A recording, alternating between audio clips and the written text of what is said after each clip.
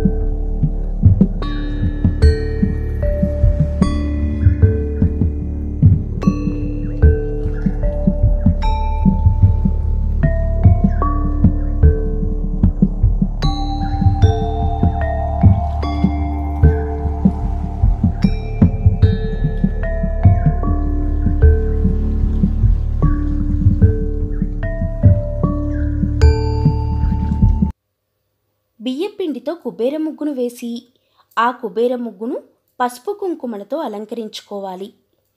మనం ఏ ముగ్గు వేసినా సరే, అంటే చిన్న ముగ్గు వేసినా, పెద్ద ముగ్గు వేసినా ముగ్గుకి 4 వైపులా 2 గీతలతో బంధనాన్ని వేయాలి.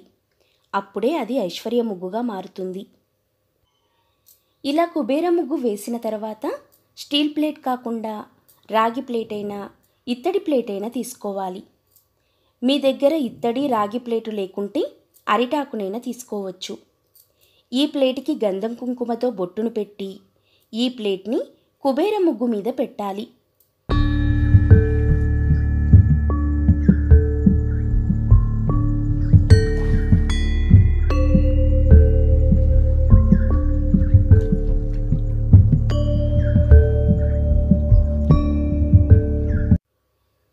ఇప్పుడు పసుపు నీటితో శుభ్రం చేసి పెట్టుకున్నటువంటి 2 తమలపాకులను తీసుకొని ఒక తమలపాకు మీద ఇంకొకటి పెట్టి గంధం కుంకుమతో బొట్టును పెట్టాలి. ఆ తర్వాత ఈ తమలపాకుల మీద రాళ్ళ ఉప్పును పొయ్యాలి.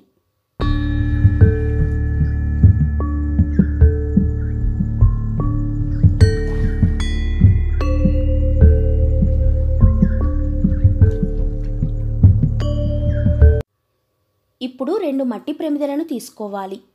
వెండి, రాగి, ఇత్తడి ప్రమిదలు కాకుండా మట్టి ప్రమిదలలో దీపం వెలిగిస్తేనే ఫలితం అనేది త్వరగా కనిపిస్తుంది. కనుక 2 మట్టి ప్రమిదలను తీసుకొని గంధం కుంకుమతో 4 బొట్లను పెట్టాలి. ప్రమిదకు 4 వైపులా గంధం కుంకుమ బొట్లను పెట్టామంటే అది యమదీపమని అర్థం. ఈ మట్టి ప్రమిదను రాళ్ళ ఉప్పు మీద ఉంచి నువ్వుల నూనెను పొయ్యాలి. ఇప్పుడు 2 ఒత్తులు కలిపి ఒక ఒత్తిగా చేసిన ఒత్తులను మూడింటిని తీసుకోవాలి.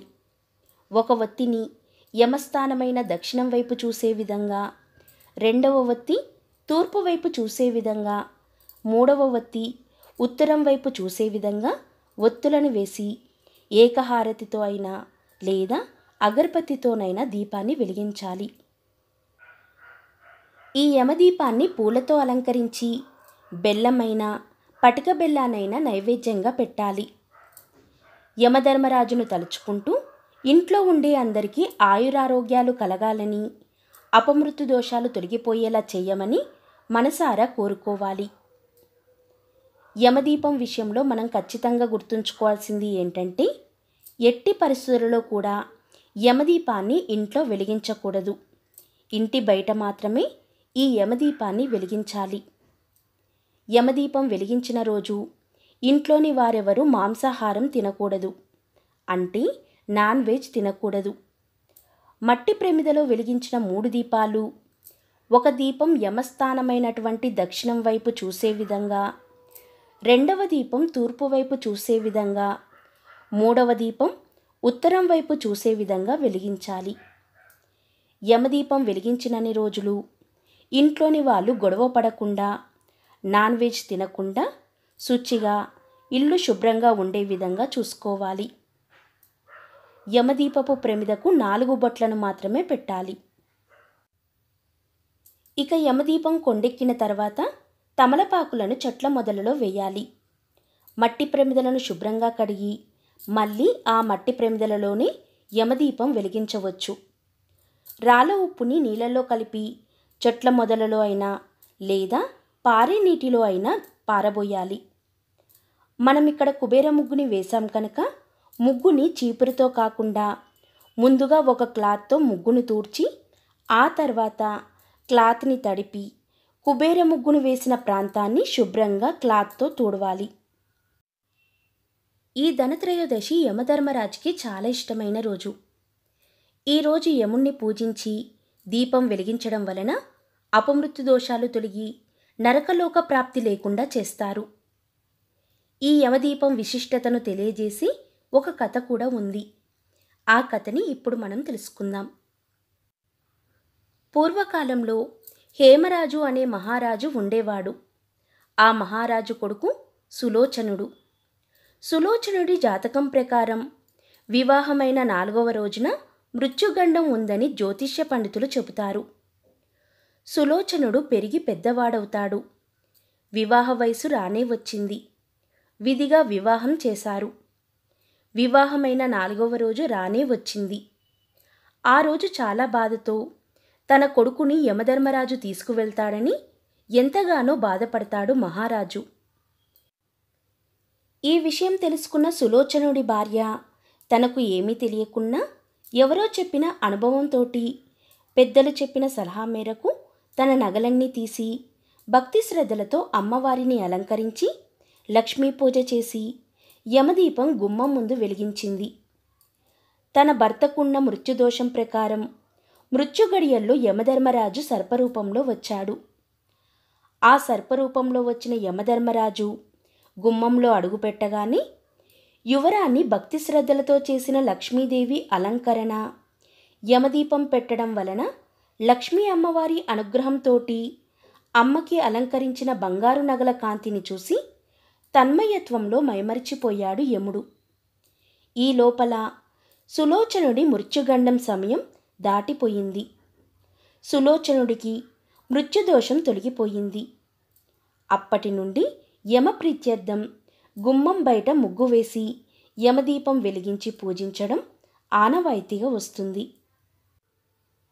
ధనత్రయోదశి రోజున లక్ష్మీదేవిని చక్కగా అలంకరించి అమ్మవారికి పూజ చేసి గోమాతకి అరటిపండ్లు తినిపించిన వారికి అమ్మవారి అనుగ్రహం కలిగి అష్టైశ్వర్యాలు, సుఖశాంతులు, ధనధాన్యాలు కలుగుతాయి. యమదీపాన్ని విద్యుత్ దీపాలతో కాకుండా చక్కగా మట్టి ప్రమిదలతో దీపం వెలిగించాలి.